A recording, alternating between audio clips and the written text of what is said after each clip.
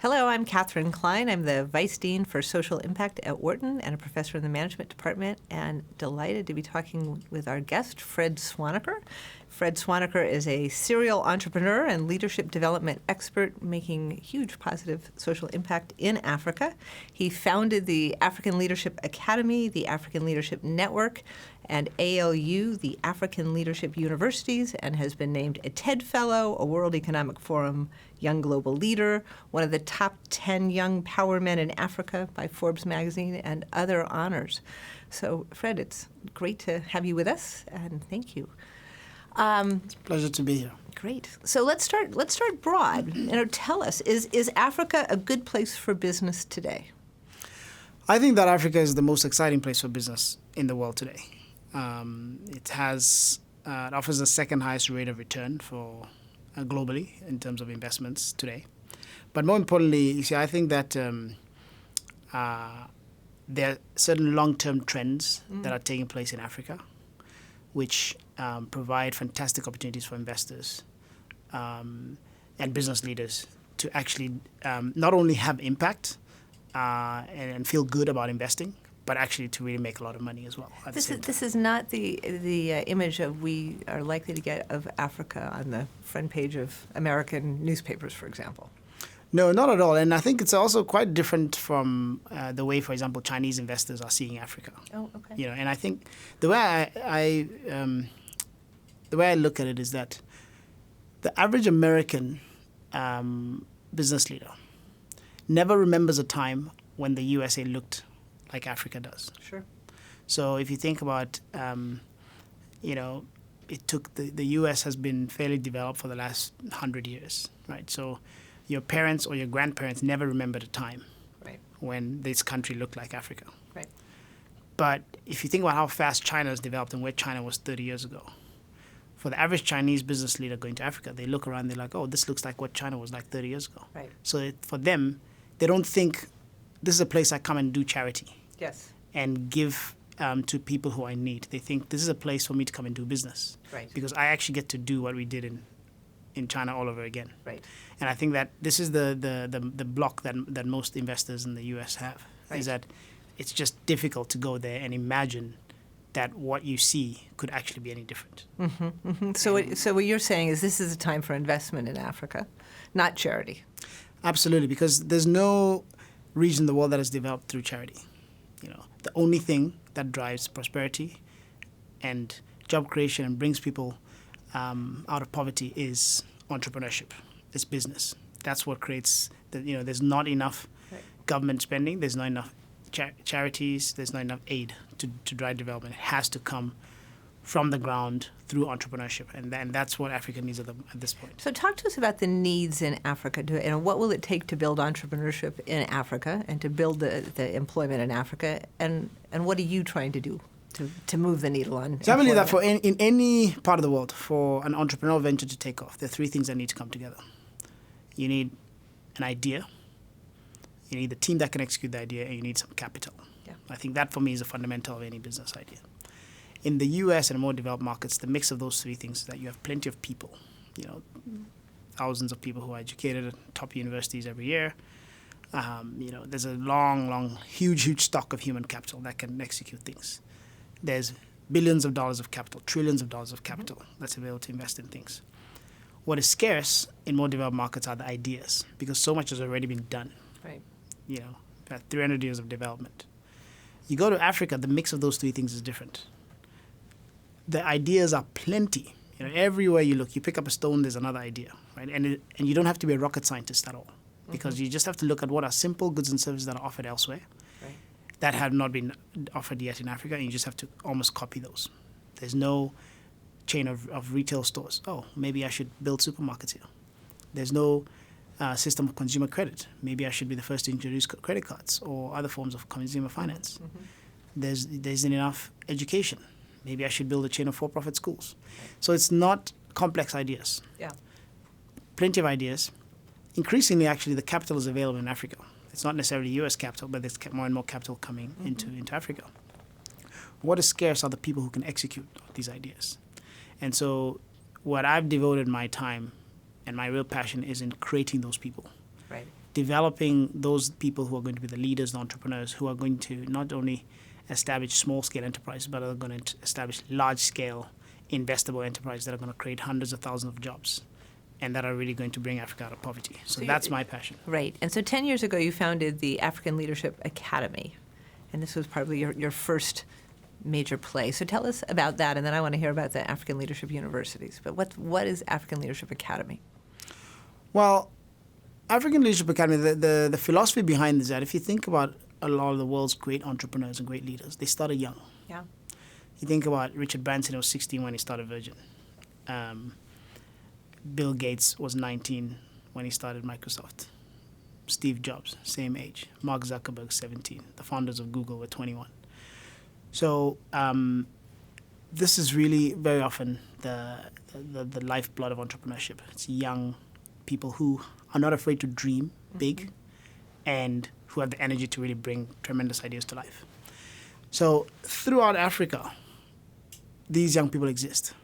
What hasn't existed in the past is that someone to believe in them and to give them a chance. Because I went to business school at Stanford, and one of the reasons I was curious about going to Stanford is I really wanted to understand what's different about Silicon Valley that creates all these, tremendous entrepreneurs that change the world. Is there something special about the water that they drink there? Right. What is really unique? And I went there and I realized, there's nothing special about the water or the air in Silicon Valley. The only difference is that venture capitalists, investors take a 17-year-old kid with an idea seriously. Right. And next thing, a Facebook is created. So I thought, what if we could go around Africa and find the same equivalents, the African Mark Zuckerberg at 17, the next African Steve Jobs, or the Bill Gates, or the next Nelson Mandela at the age of 17, 18, 19, and then bring them into a special program where you develop their entrepreneurial leadership skills. You give them world-class education. And then you also plug them into a very powerful network, because I believe that no matter how good your skills are as a leader or an entrepreneur, if you don't have access to the right mentors, people who can invest in you, who can open doors, introduce you to your first customer, etc., you'll never be able to take your potential to the full level. So that's what we started. And it's a 2-year program? It's a 2-year program. We get about 3,000 to 4,000 applicants a year from across the continent, 48 different countries. We select the top 100. They join this program for 2 years. We educate them. They get hands-on practice. So to be clear, it's harder to get into ALA than into Wharton or Stanford or Harvard. Or Harvard, yes. Yeah, right. We're admitting about 3% of the applicants. So this is really the cream of the crop of Africa in terms of, but we're selecting them not because of the financial means they have. Right.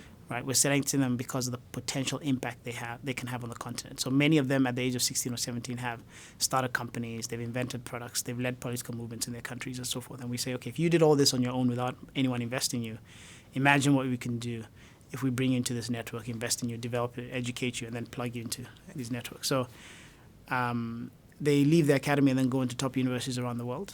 And then they all have a contract with us that they must return to Africa by the age of 25 and serve on the continent for at least 10 years. So this has been obviously a tremendously successful and inspiring model. But you've recently said, okay, that was great, but we need to be looking beyond high school, beyond sending African students out to the best universities around the world. We need to create world-class universities in Africa. So tell us more about that vision and how on earth you and others can pull this off. Yeah, so as you mentioned, it's been incredibly fulfilling seeing the African Leadership Academy come to life. And over the next 50, so far we have 700 young leaders that are under development. And over a 50-year time frame, this is going to create 6,000 leaders that are going to transform Africa. But a couple of things have been troubling me. One is that we would get 4,000 applications every year, and we can only take 100 students. So I thought, wow, all these people with potential, talent, that we're leaving on the streets. And I saw so much hunger. I thought, how do we give access to more people? The second thing that troubled me is that after students came to the academy, we would have to send 80% of them to college in the States or to Europe. Right. And so I thought, why are we sending all our students outside of Africa? Why don't we have the equivalents of Harvard and Stanford and Wharton and Yale and Princeton in Africa? Right. World-class universities that our students can go to. So that's what inspired me to start African Leadership University. And the vision we have is to build 25 brand new universities across the continent, each with 10,000 students. So this would have about 250,000 students at a time. And it's over the next 50 years, this would now allow us to develop 3 million leaders. So this for is a the huge continent. dream, but where are you in the process? You're starting with the first university. We're opening the first campus in the next few months, and we're starting with about 200 students, and we're planning to start on the island of Mauritius, and then after that we're looking to open in other countries around the continent. And it's a big dream, and so we're not expecting it's going to happen overnight. Right. I think in terms of decades when I look at my projects. So because I really believe that Africa's development is a 50 to 100-year project, and we have to think that long term and put the foundation in place that's actually going to develop it once and for all. And so this is it's going to take us 15, 20, 25 years to roll out these universities. But what matters to us is the quality, and we're going to take our time and do it right. To make sure that we can really use this as an engine for driving and Africa's transformation. So what will these universities look like? I mean, we're looking at universities around the United States and around the world that are hundreds and hundreds of years old. People will comment on universities that we are some of the most traditional institutions and Yes. some of the oldest organizations in the world. We don't change easily. Yes, exactly. Are you asking? Well, you're not really asking us to change. You're asking for a new model of a university in Africa. Yes, exactly. See, I think one of the best things about Africa is the fact that we don't have any legacy. There's so many things that we can do where we can actually create, not just copy a model that is not perfect, but really create a new and improved model. One of the things we don't have in Africa are faculty who are on tenure who will tell us that we can't do things differently. We don't have professors, we don't have alumni who are going to say, well, that's different from the way I went to school. We don't have donors who are going to put pressure on us. So that allows us to say we have a clean slate. Let's imagine if you were to build a university from scratch for the 21st century, because as you mentioned, most universities in the U.S. were built, especially the best ones, 300 years ago. Right. The world has changed tremendously during that time, but a lot of what happens at these universities had not changed during that time. So there are many things that we're doing to completely reinvent the university. For example, we looked at the length of the degree. Mm-hmm. The typical U.S. college, to go to one of the top universities today, you're spending about $60,000 a year, so $240,000 investment for a 4-year degree. But when we actually analyze the amount of time that students are spending in class every year, you find that students typically get 5 to 6 months of vacation every year. So today you might pay $240,000 to go to an Ivy League university, and you get 2.3 years of education. Right. That for us is a travesty, and we definitely can't afford to do that in Africa. So in our model, it's a 3-year degree. And during those 3 years, you'll spend 8 months on campus every year and 4 months with an employer. So you graduate with actually more education in the 3 years than a 4-year degree, and with 1 year work experience under your belt already, which also makes you much more attractive to employers. And so what is, so we're hearing a lot, obviously, about MOOCs, massive online open courses, about the potential for technology to revolutionize education. Universities in the United States are, trying to figure out this new world and how do we integrate technology? Do we integrate technology? What is the threat to us? You're not talking about just online education. No, you see, as has been shown with, there was a lot of excitement that came out about MOOCs. Right. But what became clear is that it's not a silver bullet solution, because the completion rates are very low. Typically less than 10% of people who start MOOCs actually finish. Right. So, and from the beginning, we've never thought that was the answer, because the best learning is social. You still need human intervention and so forth. So what we're doing with our universities, that these are fully residential campuses, right? There's no option to be a day student. Mm-hmm. And what we're doing is we are leveraging the power of MOOCs and other technologies to actually say, let's break the monopoly on knowledge that any given university might have. So, today if you go to a university, they'll force you to take all the content, the curriculum from that university, Sure. whether that's good or bad. And we're saying, let's actually look around the world and curate the world's best curriculum. Let's pick the best from this university and that university and that university and bring it together in one place. Let's pick the best from industry. Let's look at what other research is being done, bring it together in one place using technology. And then let's also leverage the power of peer learning, right? Because what we don't have in Africa are professors with PhDs. What we do have are lots of brilliant students. Right. So let's use that abundant resource. And so students will learn by themselves using all this free knowledge that's out there. Mm-hmm. They'll learn from each other and teach each other. Mm-hmm. And studies have shown that when you have to teach something to someone else, you learn it much better. And then finally, we will still have faculty on the ground. But the faculty are one of 3 types of people. they are recent college graduates, they're mid-career professionals, or they're retired executives. And we're selecting them not because they're good at research, but because they're really good at teaching and they're good at, and they're passionate about teaching, which is one of the things I think that's broken with the university model as well. They're fantastic for producing research and knowledge for publication, but it's not always the best experience for undergraduates. Right. Because many professors, This could be a very significant disruptive innovation that you're, Many professors do not enjoy teaching, and they haven't been hired because they're good at teaching. They've been hired and are rewarded for their research. So we're saying, let's decouple the two. Get the world's best research from different places and find the world's best teachers and train them to be teachers. And then also support these faculty with a very sophisticated analytical platform that allows them to understand what the students are learning and what they're struggling with so that they can use it to tailor their lessons better, and also to make sure that no student gets left behind. Because today, sometimes the professor only knows you're struggling at the end of term when they turn in the paper and you get a D. In this model, because of the analytics, you can pick up where the student's struggling by Wednesday of the week and call them into your office. And so that way no one can hide. Right. So what's been the response so far to this model and this idea that you have? Well, the response in Africa has been tremendous. I mean, the need is so great, right? In Africa, graduates about 45 million students a year from high schools, and the universities can only absorb 4.5 million of them. Wow. So to catch up, the tertiary enrollment rate in Africa, which is the percentage of students who are of tertiary going age that are actually enrolled in tertiary institutions, is 8%. Wow. In India, it's 18%. In the West, it's about 70%. So just to catch up to India's level, not even to try to make it to the West, we would need to build, we've calculated, because of the rate at which Africa's population is growing, it's the fastest rate in the world, and the youth of our population, we would need to build 135 universities the size of Harvard every single year for the next 15 years just to catch up to India. And so there's demand for what you have to offer. There's tremendous demand. And so when we've opened our applications for the first class, and within 60 days we had 5,000 applications. For just 200 slots. Wow. So, the reception from the students has been tremendous. And you have an amazing population of students to work with. To pick from, exactly. Yeah. And part of the training is a lot of internship experience for these students as well. So the goal is that they are getting great education, partly through peers, and they're getting trained for business. Well, they're getting trained in terms of, not just for business, because I hope that half of them will become entrepreneurs on their own. Great. Right? So, but what we're trying to do with the internships is to give them skills, right? Because we believe that, and this is another thing that I think the university model is broken.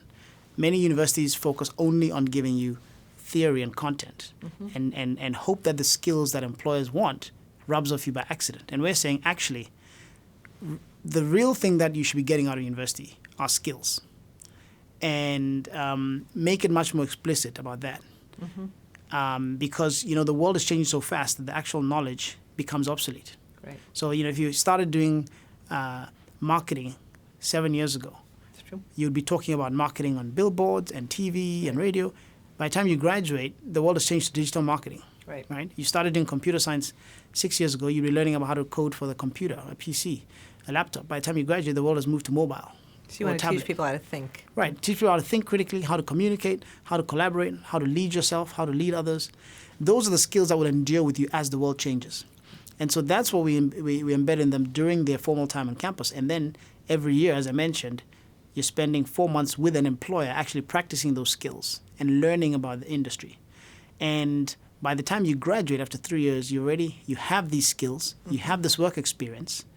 And so there should be no reason why an employer isn't clamoring to hire you, or that you aren't equipped yourself to start your own business, which I think we need to do a lot of in Africa, because then that's why entrepreneurship training is such a key part of our. So to wrap up, I've heard you speak about entrepreneurship and the opportunities for entrepreneurship and the need for entrepreneurship in Africa, and the need to deliver the kinds of products that you see in the United States and elsewhere for at a much cheaper price, a much lower price. Yeah. And so this is really what you're trying to do with ALU, yeah? Yeah, exactly. I mean, I think that the business models, you can't go to Africa with the same business model. There's a lot of money to be made in Africa. There's a lot of impact you can have in Africa.